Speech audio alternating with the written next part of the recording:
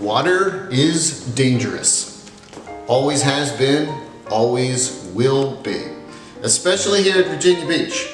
The water is treacherous here because you have the confluence of the Chesapeake Bay getting together with all that power of the Atlantic Ocean. It gives the ocean a lot of power. And that's why when you're swimming in the ocean, you always look for where you have a lifeguard. Hi everybody, I'm William Hazel. I'm Executive Director of Virginia Beach Surf and Rescue Museum.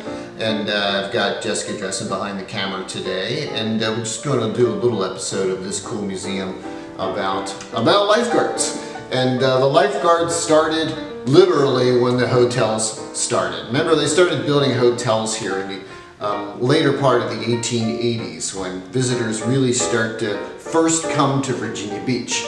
And we see when we pull up some of the old newspaper articles, we see one of the early stories even dated to 1892, where it's talking about actually a lifesaver, a lifeguard jumping into the waves to rescue a gentleman from drowning. And the hotels, as soon as you started to have people staying and swimming in the water, the hotels learned really fast that people could drown. And that was bad for your visitors and bad for business. Let's face it, you have to have some kind of surf and rescue in place if people are going to go into the ocean. So the hotels start to employ their own guards, and you see various names. In this case, some of the names that we see, actually Captain Partridge and a Herman Drinkwater, these guys were serving as lifeguards part-time in the summer.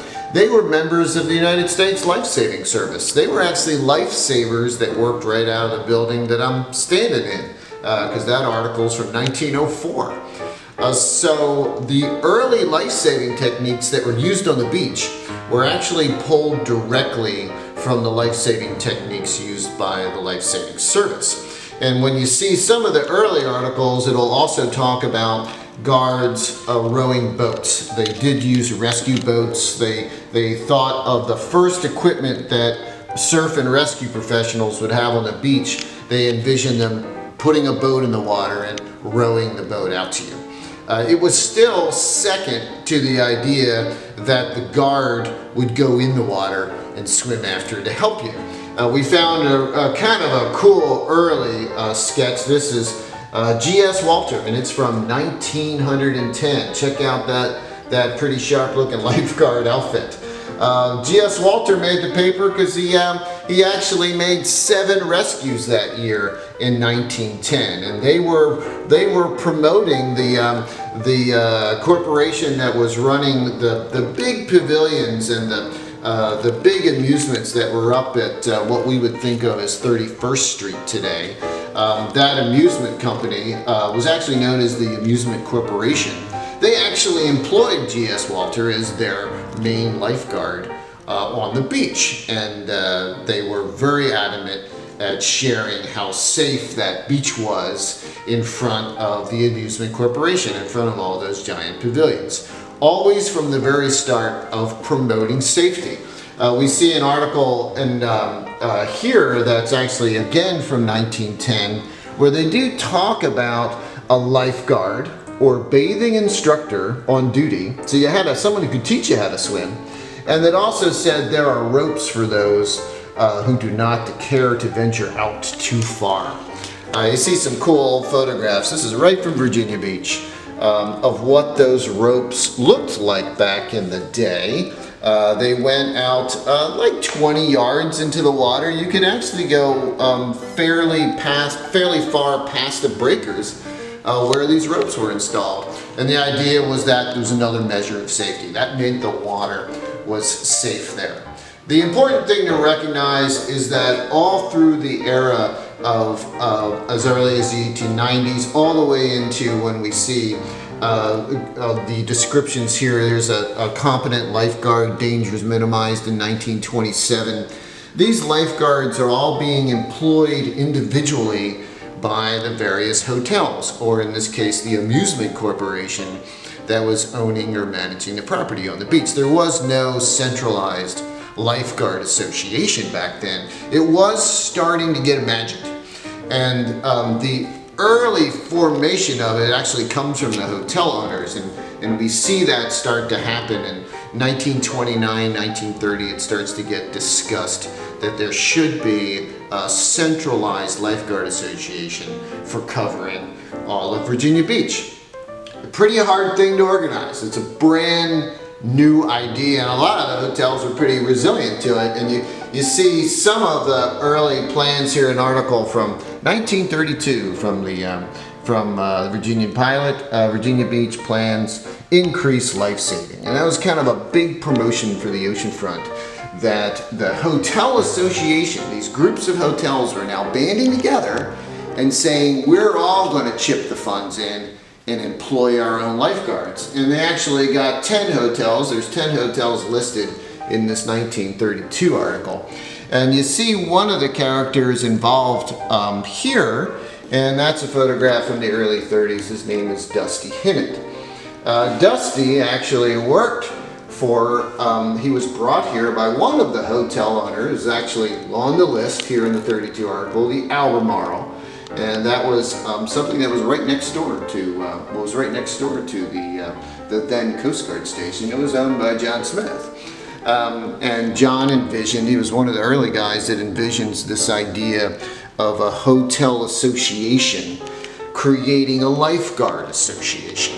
And he tries to bring this little group of hotels together. It really struggles for the year. We actually see it struggling for funds in the early 1930s. It shows here that the new organization is struggling for funds, and they're trying to make extra money by renting chairs and umbrellas. So the lifeguards weren't making enough money. The hotels didn't have enough money to put into it. And these guys actually came up with the idea that they would rent umbrellas and rent chairs, and they would even rent little inflatable rafts in order to pay for themselves. It's a new kind of model for the lifeguards supporting themselves on the beach. And believe it or not, that model would actually stick around for a lot of decades. There's an interesting article in 1935. The city of Virginia Beach is struggling with this lifeguard idea. They don't have enough lifeguards because the beach is getting so busy. And what the city does is they reach out to the United States Coast Guard. And remember, the Coast Guard on Virginia Beach was stationed right here. And there was another station at Cape Henry. There's another station right down the road at Dam Neck. So they ask the Coast Guard, the city asks the Coast Guard to be the lifeguards in the summer. And it was a written proposal, it was discussed, they sent it to the Coast Guard. And it's an historic footnote because the Coast Guard immediately said no. They were too busy being the Coast Guard, and they didn't want to be lifeguards in the summer. But it does mark this time in history where the beach is trying to figure out how to have a lifeguard service. Now, men like Dusty Hinnant brought something new to the Lifeguard Association when these guys were trying to form it. And he was trained, he had certification. So when you think of lifeguarding techniques, when you think of saving a life, it was happenstance before then. They took various techniques from all over the place. Dusty was Red Cross trained and Red Cross certified.